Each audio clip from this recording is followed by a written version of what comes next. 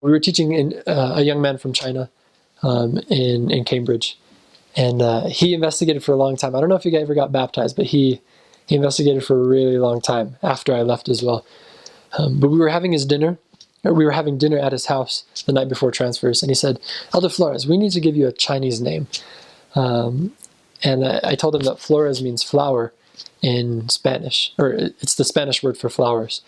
And so he gave me a Chinese name, which has to do with flowers, but it's Hua Wu Chui, and it's the name of a very famous kung fu master, a fictional kung fu master in China.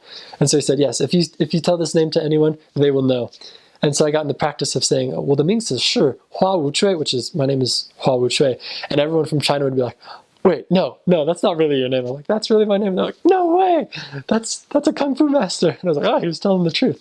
But so I became known as Hua Wu Chui with all the Chinese members and all the Chinese investigators, and they loved it. And I got a companion who also loved the Chinese language, and we started learning a lot of phrases, and he didn't have a Chinese name.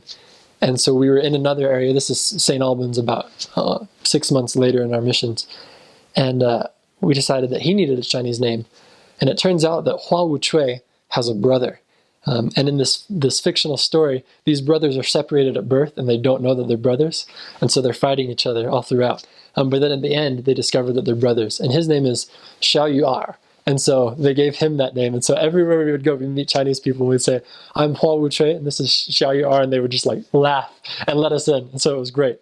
But yeah, just a little bit of cultural humor that we had, and just a really good time with the people of the Chinese culture.